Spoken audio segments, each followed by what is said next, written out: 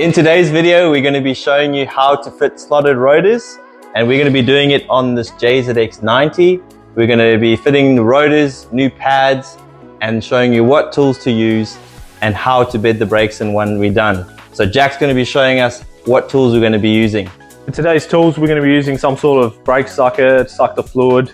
When you push back the calipers to fit the new pads, it will raise the brake fluid level, and you've got to take some out just in case that it spills over and damages some paint. These ones are pretty cheap. These this syringe style sucker, they're pretty cheap from any auto parts store. If you've got one of these, an air operated sucker as well, they work quite well as well. Then we're going to be using some spanners to remove all the calipers. Also, it's good practice to clean the back of the disc surface on the hub, just so there's no contaminants back there and you might find any sort of like warping issues and things. Then also, obviously, we're going to top up our brake fluid, then using Loctite on all of the caliper bolts. We're going to be lubricating up our caliper slides. Good idea to lubricate your caliper slides. If you don't, they can get very dry and start to seize up. You'll have funny wearing pads, and also in extreme cases, they can lock up. And same thing as leaving a caliper loose, you're going to have a very bad time. It's going to spit you off the road. Also, it's not required, but we like to chuck on anti-squeal. There's a couple different types. There's a spray-on, then there's a paste. They both work all right. If you've got low quality pads, they can squeal sometimes. This can prevent it. But for today, we're using some good quality Bendix. We've got two different types that we've got to choose from. So we've just bought both, and we're going to return the one we don't use. And also our slotted rotors. Let's get to fitting them, guys.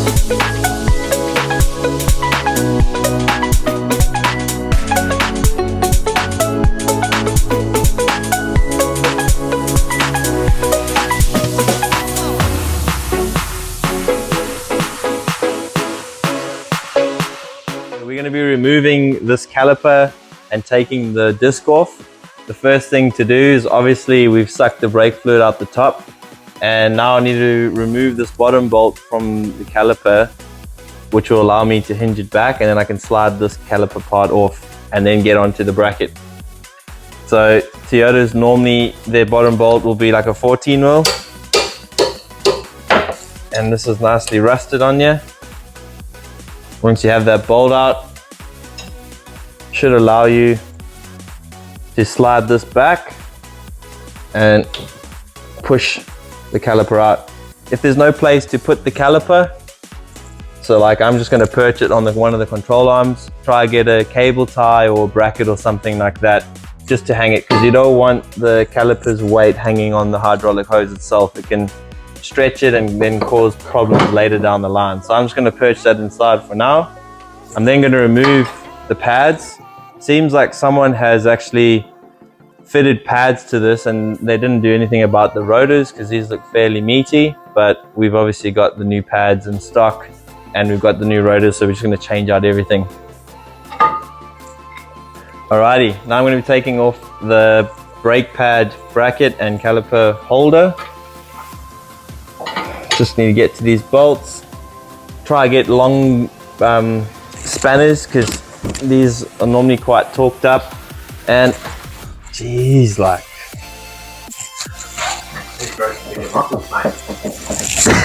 this thing's like properly on you.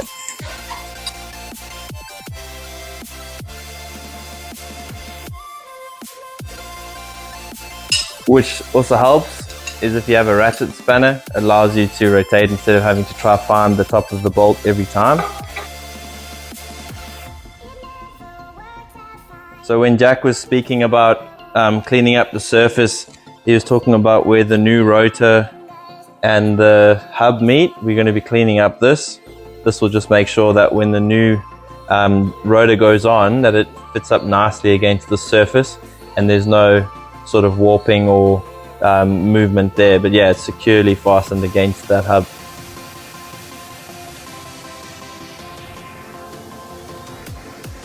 Jack's just cleaned that up for us. Thanks, Jack. This is rotors slotted. So normally with the rotors that come slotted, they'll be directional. Normally these would have to face the back of the vehicle. So obviously I can't show you, but if this was on the other side and was like that going forward, then you know you're going the wrong way. When you get a new rotor, If it's slotted or not, you might have to clean it. They normally come in a packet, some of them with oil and grease to protect it from rusting.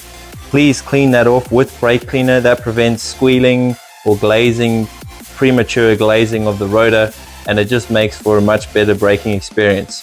So I'm going to be placing this rotor on, like so. Alrighty, so I've got my bracket, which Jack's just organizing for me. So this is the slide, this is your bracket, and this is the lube that we were talking about. So these get out when all dried, and it stops the caliper from sliding in and out like that. So by re-lubing this up, we're able to get it nicely in there, and this allows this to go in and out without there being any sticking or the caliper being stuck and then your brakes wearing unevenly or locking on like Jack said. We then have our brake pads, which I've got here. This is that anti-squeal spray. So normally just take a piece of cardboard and you'll just try and apply it to the back metal plates on here. Got a little bit excited there. And you let that sit for a bit.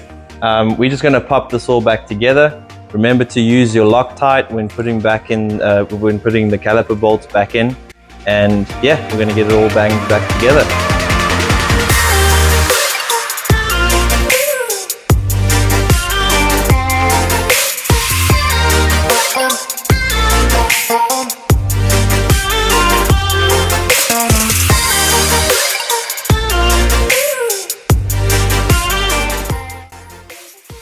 Alright guys, so I've got the rotor on, we've cleaned the surface behind there, placed the bracket on, Loctited, and it's tightened up as hard as I can go. I fitted the pads and now we've got the caliper in place. So this is when it comes time to pushing back the caliper. Just make sure if you have both sides off that you've clamped the one side, otherwise you might push that pot out, which will cause a caliper seal leak. So we've clamped that side. And now there's two options when it comes to pushing back the caliper. So either you can use the old brake pad and you just put it on the calipers and then you adjust your multi-grips into a place where you can get on the back of the caliper without damaging the car. And this is a little bit tight for us. I mean, if I could continue with it, I'll probably just be able to, and if it's the only tool I had, I would use this. But we've actually got a special tool which you can buy. So if you were planning on working on your car often or replacing brake pads, if you're going to the track, invest in one of these. They are directional, so you can either tighten or loosen them up, and that actually just sits neatly inside here. And you kind of wind it out so that it pushes evenly, and then as you crank it, it pushes both of those calipers back evenly.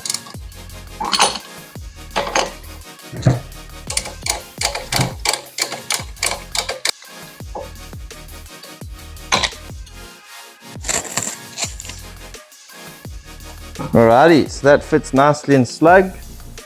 I'm going to put a little bit of Loctite on this bolt at the bottom.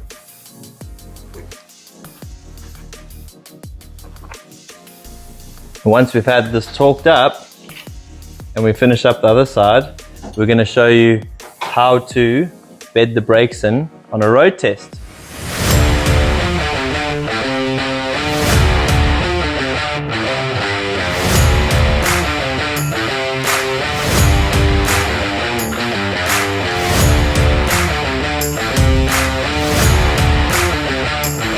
Button everything back together.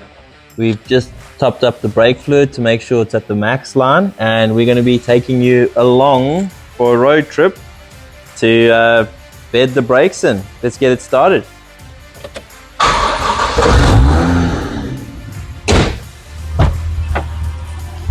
We've got this JZX90 out on the road, and Jack's just going to explain how to do a basic setting in of your pad. So once you've fitted the pad, you obviously need to bed them into the rotor just so you don't get premature glazing.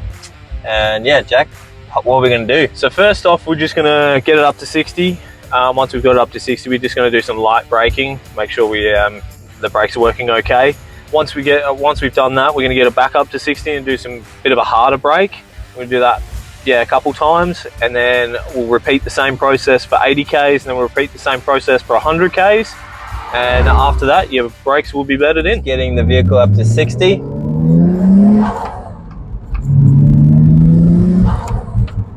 Just some light braking.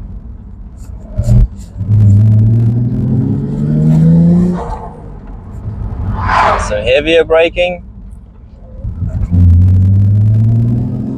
And then up to 80.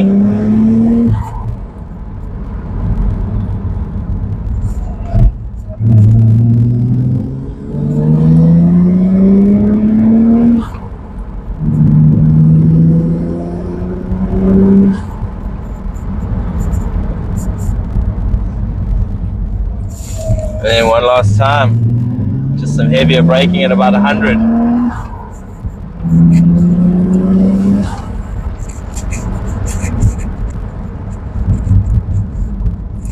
There we go. Making some nice sounds there, Jackie boy. Yeah, so that was just a basic way of setting them in. Anything you want to add to that?